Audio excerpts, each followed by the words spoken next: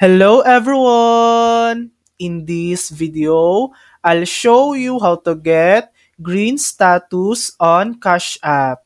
First, make sure your Cash App card is activated. If it's not, open Cash App, go to the card section, tap Activate, and follow the steps. To earn green status, complete two main requirements.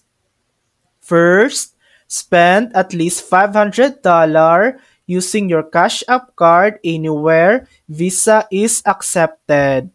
Second, receive at least $300 in qualifying paychecks through direct deposit.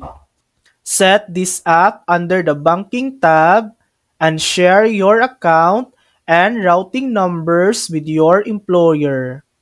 Once both are done, a progress bar in the app will fill up, and your account will automatically upgrade to green status.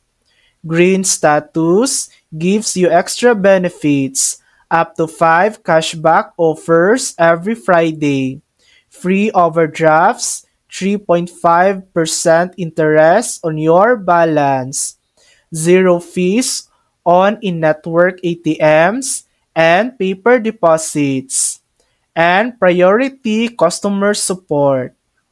And that's it.